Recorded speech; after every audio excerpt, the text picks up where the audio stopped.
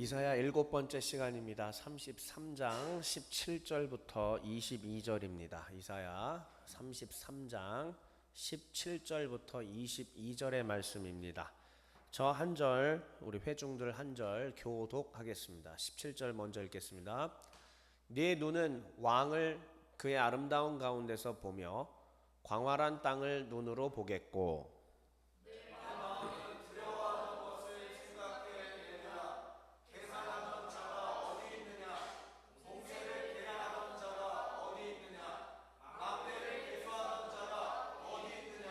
네가 강포한 백성을 보지 아니하리라. 그 백성은 방언이 어려워 네가 알아듣지 못하며 말이 이상하여 네가 깨닫지 못하는 자니라.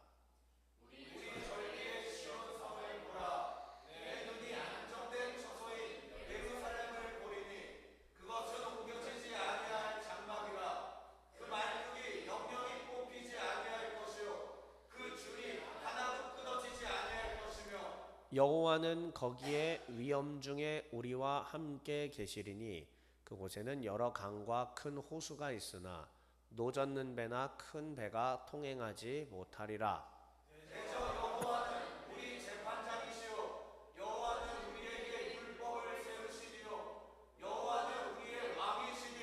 그가 우리를 구원하실 것임이라. 아멘. 자, 어느덧 이사야도 끝나갑니다. 이제 벌써 일곱 번째 시간이고요. 우리에게 율법을 세우신 왕이라는 제목으로 같이 말씀 나누겠습니다. 먼저 제목 한번 같이 다시 읽어볼까요? 시작. 우리에게 율법을 세우신 왕. 네, 일단 요 각도 어때요? 괜찮습니까? 김윤호 성도 잘 안 보이는 것 같아가지고 약간 의자를 틀으셨는데, 네. 어떻게 그 뒤쪽에 보여요? 안 보여요? 네, 이쪽은 어떠세요? 이쪽은 각도 괜찮죠? 네, 이쪽은 각도 괜찮고 김윤호 성도만 근데 그 카메라에 머리가 나올 수 있어가지고 약간만, 약간만 이렇게 해서 고맙습니다. 네, 됐습니다. 다시 한번 얘기하지만은 김예종 성도가 이렇게 하자고 했습니다. 예, 거기서요? 네, 알겠습니다. 이거 봐요. 오늘 일단 일찍 와서 예배 드리니까 얼마나 좋아요. 3주 연속으로 예배 안 나오고 말이야. 네. 자. 다시 한번 제목 한 번만 다시 같이 읽겠습니다. 우리에게 시작. 계속 우리는 왕 시리즈로 진행을 하고 있었습니다.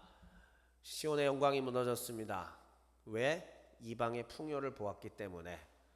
그랬을 때 이사야의 눈에 들어온 것이 있으니 곧 하나님께서 환상 가운데 이사야를 불러주셨던 바로 그 콜링 기사였습니다. 보좌에 앉으신 여호와를 바라보았고 이 뜨거운 숯이 입에 닿으면서 네 죄가 사해졌다. 그때에 주여 내가 여기 있으니 나를 보내주시옵소서 라는 소명기사를 통하여 이제 이사야의 눈에는 보좌에 계신 여호와, 이 땅의 참된 왕이 누구신지를 보았고, 그래서 그 이후로부터 지속적으로 왕에 대한 이야기들이 이사야에서 펼쳐지게 됩니다. 그분은 큰 빛으로 오시는 왕이시다. 또 그분은 우리의 눈에 들어온 왕이시다. 그리고 그분은 사망을 영원히 멸하실 왕이시다 라는 것까지 우리는 지난 시간에 이와 같이 말씀을 살폈습니다. 제일 이사야의 구조는 이렇게 되었고, 우리는 지난 시간에 가운데에 있는 24장부터 27장 부분, 즉 이사야의 묵시 부분을 살폈습니다. 이 묵시 부분을 다 얘기하긴 좀 그렇고 간단하게 이렇게, 자, 이 25장에 대한 말씀을 지난주에 전했었는데 그 25장 이전에 24장은 유다 세상이 황폐해지는 것을 보여주었고요. 그 황폐함 가운데 25장에서는 하나님께서 잔치를 베풀어 주셔서 심판의 한가운데서 다시 한번 구원을 베푸시는 구원의 잔치, 구원의 큰 잔치를 베풀어 주시는 것을 볼 수 있었습니다. 이것은 단지 구약 이사야에 있었던 사건으로 그치는 것이 아니라 신약과 연결되었다라는 사실을 우리는 지난주에 살폈는데요. 그래서 색깔 괜찮네, 아름답네요. 예, 바카스 색깔. 자, 그래서 이사야 25장 6절부터 9절의 이 말씀은 신약과 어떻게 연결이 되었었냐면, 시온산에서 베풀어졌던 왕의 잔치는 곧 예수님 안에서 오병이어로 이어졌다라는 것을 우리는 볼 수 있습니다. 그리고 예수님께서 나눠주신 그 오병이어의 큰 잔치는 또 어떤 것에 대한 예표였는가? 훗날 재림하실 예수 그리스도 때 이루어질 어린 양의 혼인잔치, 즉 요한계시록 19장에 있는 내용까지 연결되는 내용이었습니다.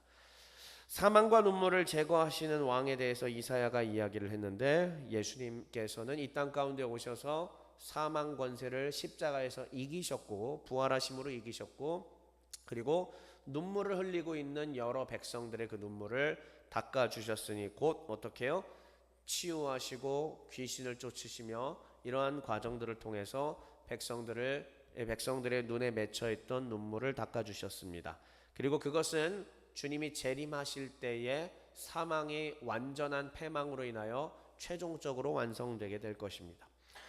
이사야는 또한 기다리던 하나님을 만난 백성들에 대한 이야기를 하고 있는데 예수님 안에서 백성들은 하나님을 만나게 된 것이고 또한 그리고 예수님께서 재림하실 때는 이제는 더 이상 아무런 장벽이 없이 얼굴과 얼굴로 우리 예수님을 만나게 될 것이다라는 사실, 이것이 지난 이사야 25장 즉 이사야 묵시 부분에서 우리에게 가르쳐 주었던 핵심적인 내용이었습니다.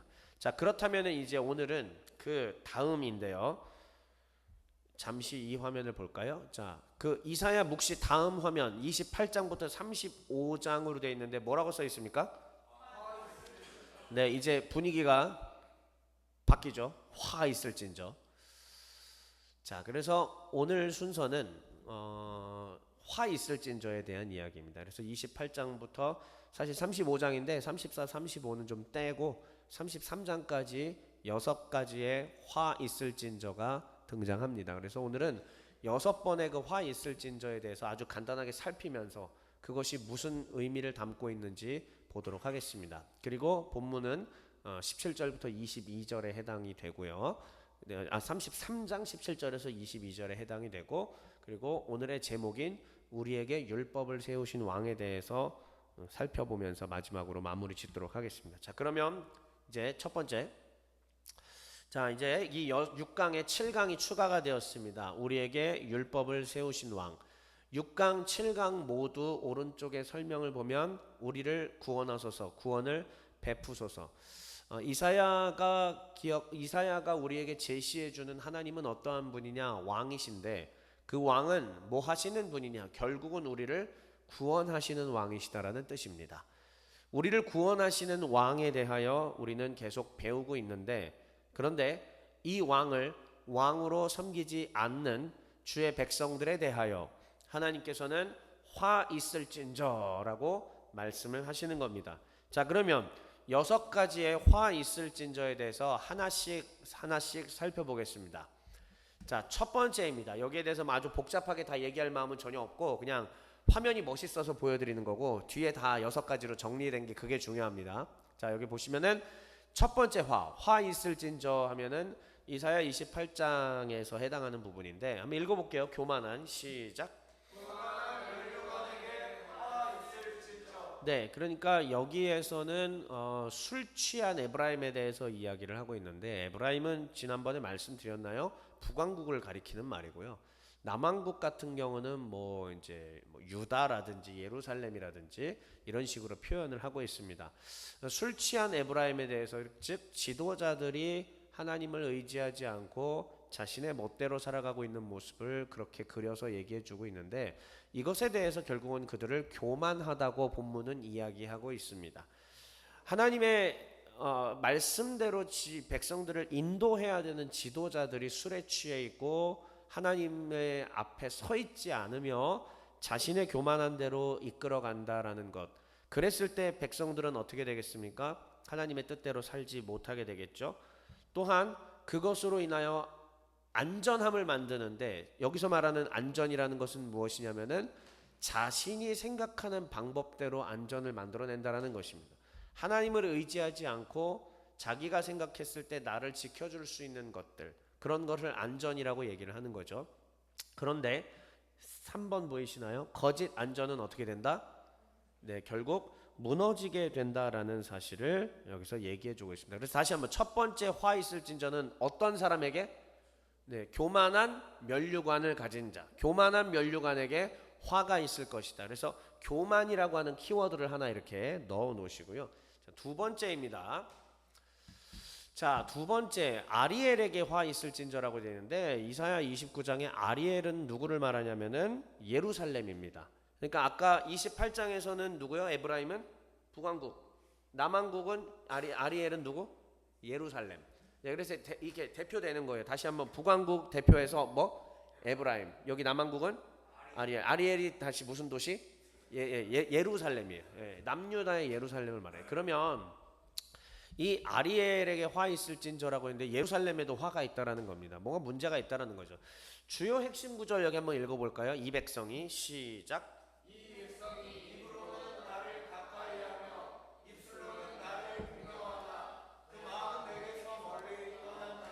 이게 핵심입니다. 여러분 잘 보세요.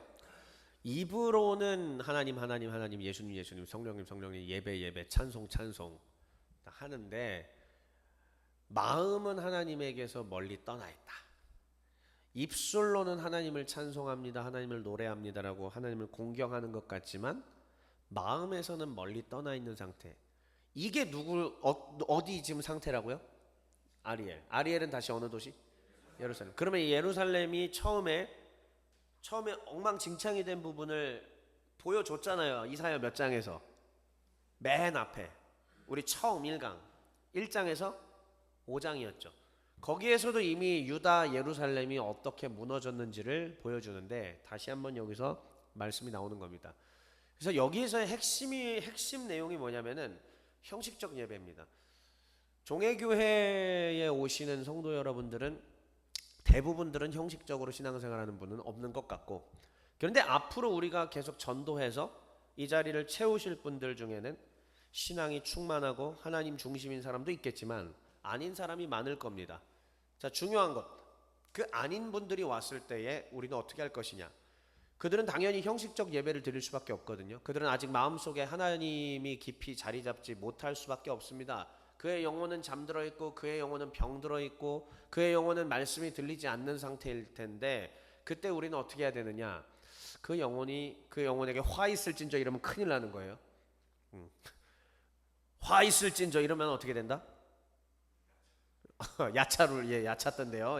큰일 나는 겁니다. 그게 아니고 그 영혼들을 다시 한번 하나님께로 갈 수 있도록 사랑해주고 이끌어주고 안내해주고 이렇게 하는 게 우리 성숙한 그리스도인들이 해야 될 일이다. 다시 한번, 그래서 형식적 예배는 안 된다라는 것, 또한 마음이 떠난 신앙은 영적으로 눈이 멀어버린 것과 같다. 이게 두 번째입니다. 자, 아까 첫 번째는 뭐였죠? 교만. 여기는 뭐라고 표현해야 돼? 표리부동? 어떻게 표현해야 될까요? 하여튼 겉과 속이 다른 거, 뭐 이런 겁니다. 자, 세 번째 시작. 단순히 자기 계획을 숨기는 게 아니고요. 여기서 말하는 맥락을 이해해야 되는데, 여기서 말하는 자기 계획을 숨긴다라고 하는 것은 무엇이냐? 자, 이제부터 세 번째 화 있을진저, 네 번째, 다섯 번째 화 있을진저는 전부 뭐랑 연결 지으셔야 되냐면, 따라해 보겠습니다. 이집트. 네, 우리가 맨 처음에 또 1강으로 갔을 때 제가 시리아 에브라임 전쟁 얘기한 거 기억나세요? 굳이 그 얘기를 한 게 사실은 이 역사적 배경이 다 여기 깔려 있기 때문입니다. 자, 시리아 에브라임 전쟁 같은 경우는 결국은 그들은 아수르에 반대하고 유다는 아수르를 선택한 그런 전쟁이었는데, 이제 전세가 역전이 돼서 유다마저도 아수르가 집어삼키려고 해요. 아수르는 대제국이에요. 거대한 대제국이 유다를 집어삼키려고 하는 그 순간, 유다가 살아남기 위해서는 어떻게 해야 될까요? 어떻게 해야 될까요? 더 센 나라한테 붙거나 더 센 신을 찾거나 아니면 망하든가 이러면 되죠. 근데 살아야 되잖아요. 그러면은 정치적으로 당연히 살기 위해서는 뭐를 할 수밖에 없느냐? 더 센 나라에 찾아가서 외교적인 수단을 강구할 수밖에 없죠. 그때 이들이 찾게 된 나라가 어디냐면은 어딜까요? 그래도 아수르에게 야차 떠가지고 이길 수 있는 나라 어딜까? 그렇죠. 애굽이에요. 이집트예요. 이집트. 그러니까 세 번째 화, 네 번째 화, 다섯 번째 화는 사실은 이 유다 나라의 정치 지도자들이 이집트에게 의지하려고 하는 그 상황을 다 전제하고 얘기하는 겁니다. 이집트라고 하는 나라는 물론 큰 군사력이 있고 한데, 하나님께서는 선지자들을 통하여 뭘 말씀하셨느냐? 이집트 의지하지 말아라. 나 여호와를 의지하면 이길 수 있게 해줄게. 자, 근데 정상적인 인간의 시선으로 볼 때 그 말은 무시해야 됩니다. 여호와를 의지한다고 뭐가 되나? 당연히 지금 이걸 이기기 위해서는 칼과 창이 필요하지. 인간적으로는 너무 당연한 선택이고 당연한 결과예요. 그런데 분명한 거는 이걸 알아야 돼요. 이 나라는, 다시 한번 얘기할게요, 출애굽을 해서 모세로부터 하나님께서 모세에게 그 법을 주시고 언약을 맺어서 가나안에 정착한 이 나라는 적어도 그 주변에 있는 나라랑은 아예 판이하게 이 돌아가고 있는 메커니즘 자체가 다른 나라예요. 그러니까는 칼과 창과 병마로 이게 운영되는 나라가 아니고 여호와 하나님의 법으로 운영되는 아주 신비하고 이상한 나라예요. 그게 유다입니다. 그게 이스라엘입니다. 그런데 그 이스라엘 유다가 지금 어떻게 변질되어 가는가? 똑같이 주변 열강 나라들처럼 동화돼 가고 있는 거죠.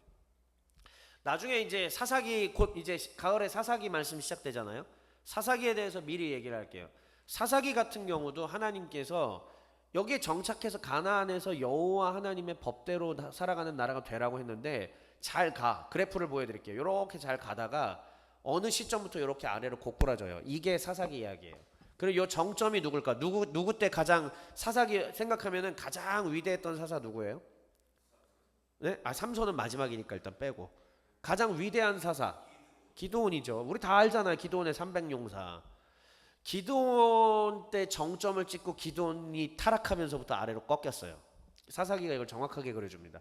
그래서 우리는 어린 시절에 기드온을 무조건 300용사 하면서 멋있고 아름답고 훌륭한 분으로 알고 있지만 그의 말년은 처참합니다. 우리 이 부분을 알아야 돼요. 이제 성인이니까 더 이상 어린이 그 구연동화 듣듯이 거기에만 머물러 있으면 안 됩니다. 아무튼 사사기도 그러한 그래프를 보여주는 것 같이 똑같습니다. 이스라엘 유다의 역사도 이렇게 정점 찍고 내려가는, 사실 다윗 이후로는 계속 내려가는 거죠 뭐. 그런데 이 이집트를 의지하면서 살아가는 것이 결코 하나님께서 바라시는 모습이 아닌데도 불구하고 왜 이렇게 갈 수밖에 없느냐? 어느 순간 하나님의 법이 작동을 제대로 안 하게 되었다라는 방증입니다. 그러니까 자기의 계획을 숨긴다라고 하는 것은 무엇이냐면, 하나님께서는 이집트를 의지하지 말라고 했는데 이 지도자들이 자기의 계획을 하나님 앞에서 어떻게 했다? 숨기고 이집트를 의지하려고 하는 그런 모습을 보여주는 거예요. 그런데 이거는 비단 역사적으로는 뭐 이집트와 이스라엘 뭐 유다의 이야기지만 사실 영적으로는 우리에게도 하나님께서 우리에게 하지 말라고 하신 것들이 있고 이것이 하나님께서 정해주신 가이드 선이라는 것을 알고 있는데 우리는 자꾸 그것을 하나님 앞에서 숨기고 장벽을 더 거대한 장벽을 세우죠. 진격의 거인처럼 장벽을 세우고 하나님 내 마음속에 있는 내용들을 들여다보지 마십시오.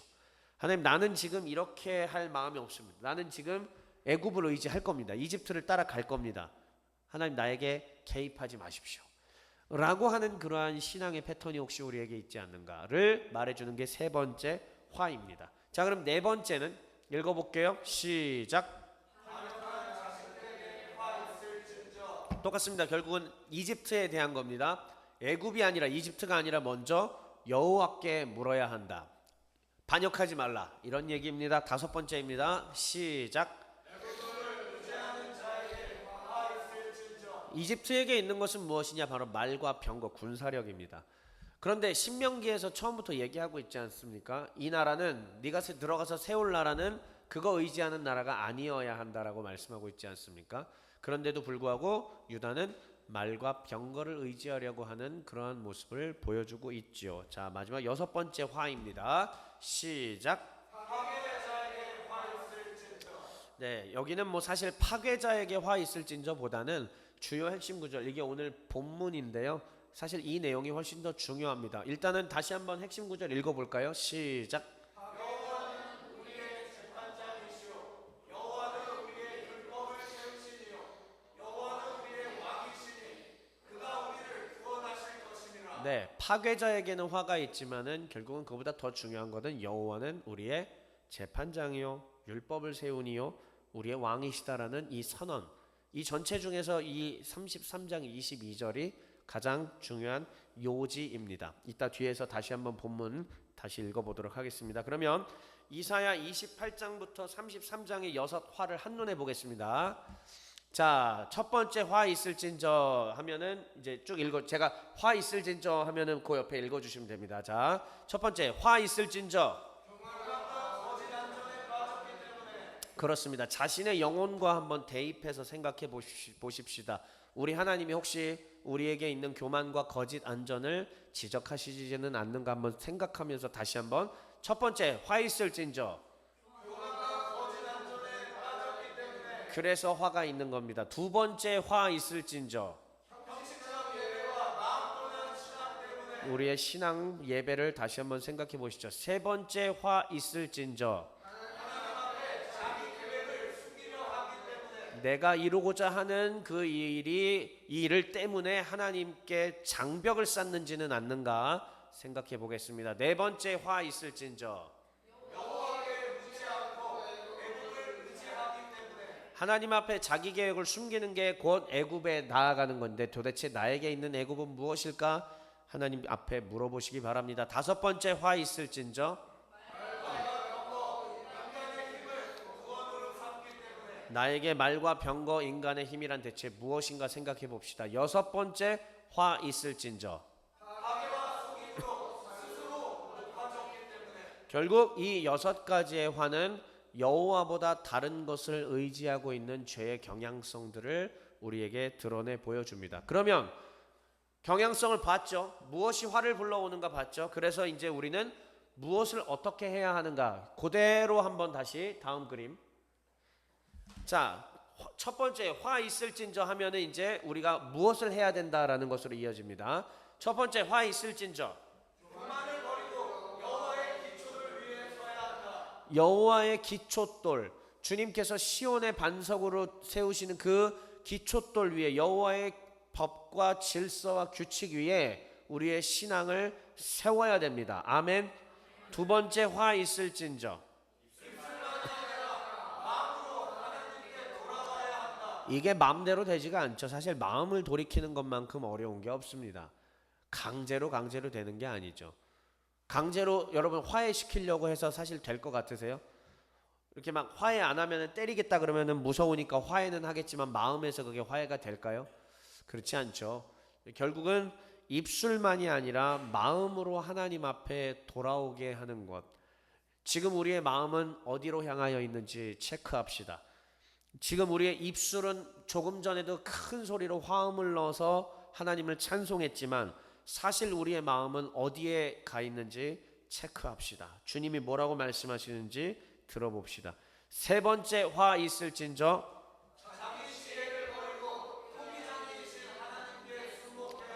성경 곳곳에서는 토기장이 비유가 있습니다. 우리 하나님은 토기장이시고 우리는 진흙이라는 것이죠.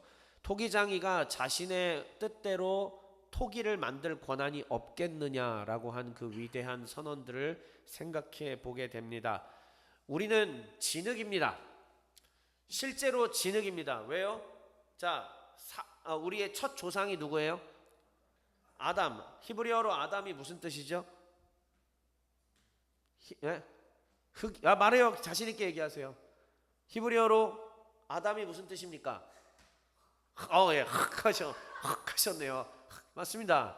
정확하게는 아다마인데 뭐 아담이 곧 아다마에서 온 말이거든요. 아다마, 흙입니다. 흙. 결국은 우리는 진흙과 같은 존재입니다. 우리는 흙과 같은 존재입니다. 그 흙을 토기장이께서 빚어서 코에 생기를 루아흐를 후 하고 불어넣어 주셨습니다. 그래서 우리는 살아있는 생명이 되었다고 창세기는 기록하고 있죠. 그럼 우리는 누구의 것입니까? 하나님의 것이죠. 우리의 주인은 누구이십니까? 하나님이시죠. 토기장이께서 우리에게 이 모양으로 태어나게 하셨습니다. 토기장이께서 우리를 이렇게 살게 하셨습니다. 토기장이께서 우리를 지금 이 시기에 이렇게 만나게 하셨습니다. 우리는 토기장이신 하나님께 순복하며 살아가야 함이 마땅합니다. 네 번째입니다. 화 있을진저.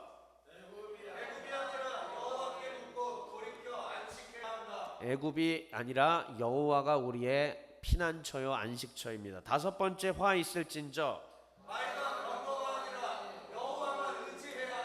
여섯 번째, 화 있을진저. 우리의 재판장이시오 우리의 율법을 세우신 분이요 우리의 왕이신 여호와만 의지하며 공의와 의로 살아가야 한다라는 것이 바로 이 여섯 화에 대한 교훈의 메시지입니다. 그러니까 굉장히 광범위한 내용인데 이거를 진짜 한눈에 볼 수 있도록 압축을 해서 알려드린 겁니다. 다시 한번 여섯 화의 핵심은 결국 여호와보다 다른 것을 의지하는 죄의 경향성을 우리에게 보여주신 것이고, 그래서 이 여섯 화에 대해서 어떻게 하라고 말씀하시는 거냐면 그 죄의 경향성들을 단호히 끊고 여호와 하나님을 우리의 피난처요 안식처요 왕으로 삼고 살아가라, 이것입니다. 사실 지금 몇 주째 메시지가 반복되지 않습니까? 예, 새삼스러울 게 없어요. 그냥 저는 매주마다 여호와는 왕이십니다 한마디 하고 내려가고 싶습니다. 예, 왕의 말씀에 순종하십시오 이 말하고 그냥 내려가고 싶어요. 그게 전부입니다.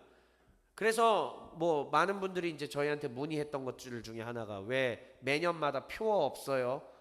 뭐 그런 거 있잖아요. 2026년 올해 표어 같은 거 없는 이유가 있어요. 새삼스러울 게 없기 때문입니다. 그냥 주의 종으로 살고 하나님 왕으로 모시고 살자, 끝. 그거면 돼요, 평생.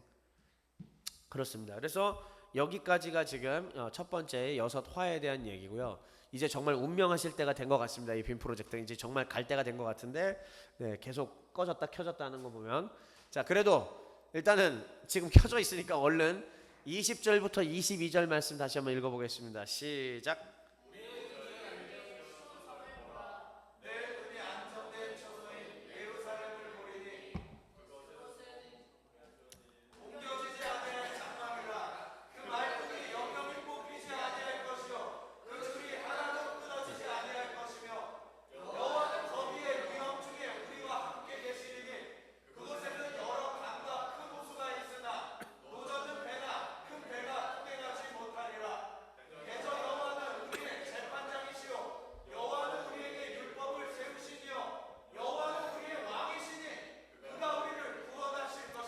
네, 전에 우리 교회 영상을 봤던 어떤 분이 계셨는데 그분이 제 친구 목사님이 그 성경 읽거나 뭐 소리내서 하자고 할 때 하는 그 사람 누구냐, 마이크 타고 소리가 너무 잘 들어. 그 진짜 그 성도 때문에 박 목사님이 너무 힘이 되겠다라고 얘기하는데 바로 정세철입니다. 예, 정세철.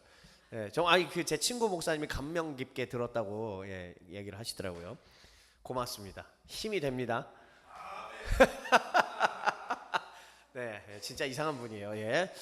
자, 보면은 20절 보면은 우리 절기에 시온성을 뭐라고 그랬는데 제가 말했죠. 시온성은 시온산 위에 그러니까 시온산인데 시온산 위에 세워진 성과 이게 뭘까요?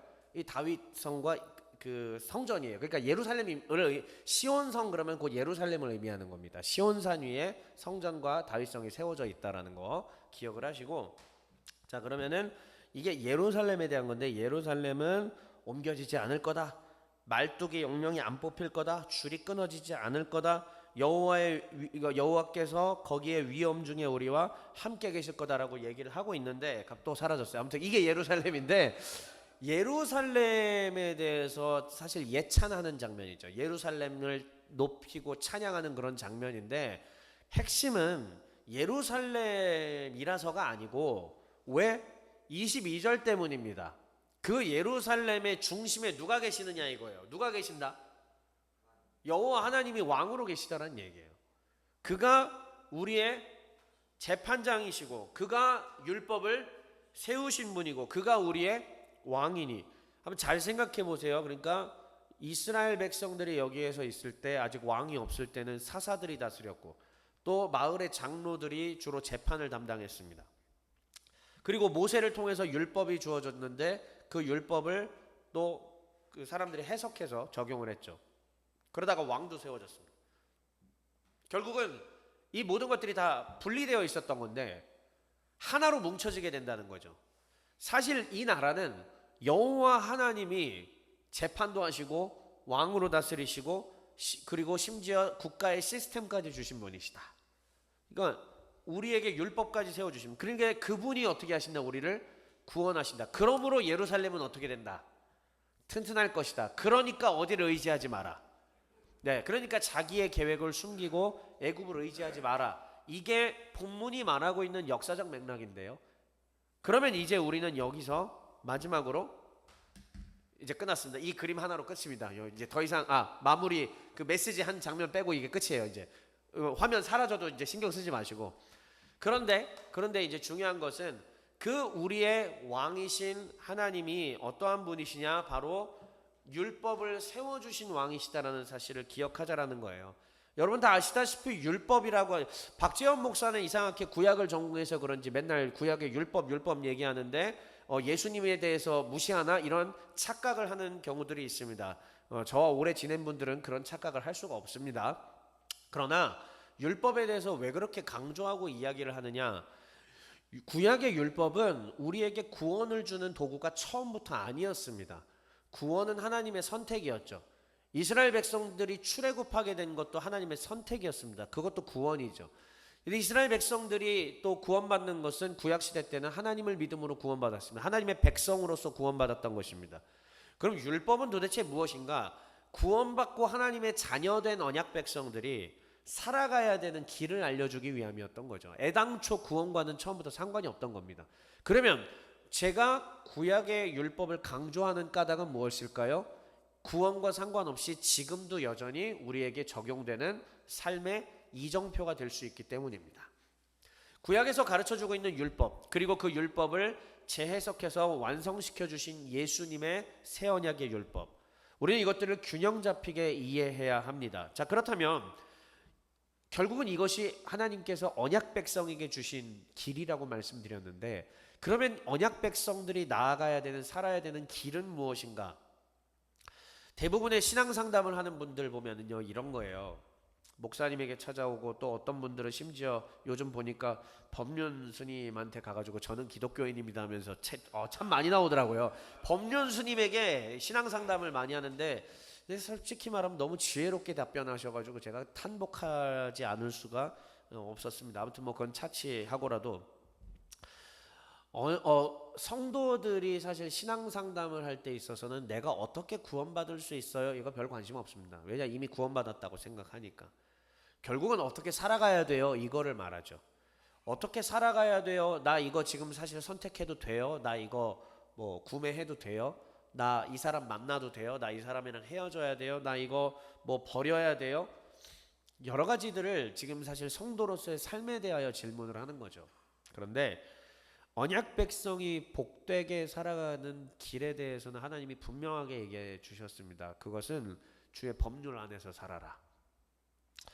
주의 법률을 우리가 모르기 때문에 사실 표준이 잡히지가 않아서 신앙이 왔다 갔다 흔들리고 그러는 거지, 주의 이 법률을 제대로 이해하기 시작하면 사실 흔들리지가 않을 거예요.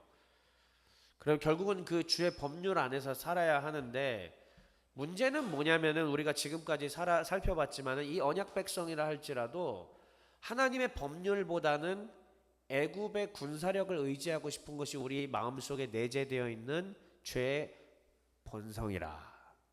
죄의 싹이 계속 애굽의 병거와 말과 군사력을 의지하게 만들고 있다는 사실입니다. 그런데 다시 한번 이 그림 사라졌네요. 자, 또 나오겠죠 뭐. 자, 그림을 오랫동안 보셨으니까, 자, 이 그림을 다시 보시면은 가운데 이제 시온산이 있는 것이 이제 형상화가 되었고, 그 시온산 위에 누가 서 계시냐면은 우리 하나님이 거기 위에 서 계십니다. 그리고 반짝반짝 빛나시는 우리 하나님의 발등상, 즉 발밑에 뭐가 있냐면 십계명이 기록되어 있는 두 돌판이 있습니다. 결국은 이제 이 그림을 제가 형상화해 달라고 GPTC한테 잘 부탁을 좀 해서 이 그림이 만들어졌는데요. 그 밑에 백성들이 그것을 우러러보고 있습니다. 여호와 하나님께서 다스리시는 이 나라의 백성들은 시온산에서 여호와의 법률, 즉 하나님께서 세우신 그 율법의 토대 위에 살아가게 될 때에 가장 힘이 난다라는 말씀입니다.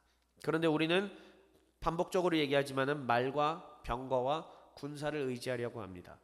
저는 마지막으로 금요기도회 어제 그제 금요기도회 때 우리가 26장의 말씀을 살폈잖아요. 그 내용과 연결지어서 이렇게 마무리 짓고 끝내려고 해요. 이사야 26장 1절은 이렇게 이야기합니다. 그날의 유다 땅에서 이 노래를 부르리라. 우리에게 견고한 성읍이 있으며 여호와께서 구원을 성벽과 외벽으로 삼으시리로다. 우리에게는 견고한 성읍이 있는데 그 견고한 성읍은 곧 아리엘입니다. 예루살렘입니다. 시온성입니다. 그런데 그것이 견고한 성읍일 수 있는 까닭은 무엇이냐면 바로 성벽이 튼튼하기 때문입니다. 그런데 이 성벽이 튼튼하기 위해서는 하나님이 뭐라고 말씀하시느냐?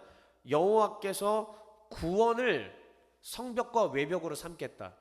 그냥 단순히 돌이 우리를 지켜주는 게 아니라, 돌로 된 성벽이 지켜주는 게 아니라 여호와의 구원이 우리를 지켜준다라는 것을 26장 1절이 말씀하고 있는 것이죠.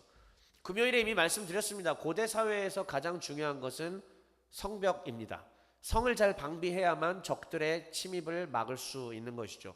돌로 튼튼하게 지어야 됩니다. 그러나 그 돌도 적들의 침공 가운데 무너질 수 있습니다. 그러므로 그 어떤 돌도 그 어떤 것도 우리를 지켜주지 못한다는 사실을 우리는 기억해야 합니다. 제가 이스라엘에 두 번째 여행을 갔을 때 마사다 요새를 갔습니다. 유대 전쟁 때 이스라엘 백성들이 유다 백성들이 최후까지 항전했던 요새인데요. 거기에 올라갔을 때 느낀 점이 있습니다. 여기는 그 어떤 군대가 와도 결코 침공할 수가 없겠다 싶을 정도로 요새화되어 있었습니다. 땅에서부터 그냥 사해바다에서 곧바로 수직으로 올라가는 절벽이에요. 여기를 어떻게 침공해요? 불가능하거든요. 근데 역사는 우리에게 얘기해주고 있습니다. 로마 군단이 마사다를 침공했습니다. 그걸 침공하기 위해서 산을 쌓았습니다. 로마는 흙을 갖다 붓고 산을 쌓아서 기어이 로마 군단이 마사다를 침공했고, 거기서 유다인들은 자결을 해버리고, 그리고 유다는 완전히 최후에 패망을 하게 되었죠. 그러니까 마사다 요새라 할지라도, 그 어떤 튼튼한 돌로 만든 성이라 할지라도 우리를 지켜줄 수 없다라는 것. 진짜 우리를 지켜주는 것은 여호와의 법을 마음에 새기고 그 법률이 말씀하는 대로 살아가는 것입니다.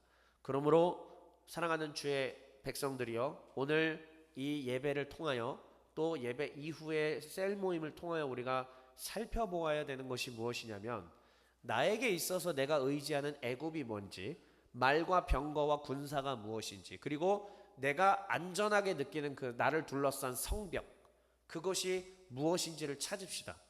성벽 자체가 무조건 죄악은 아닙니다.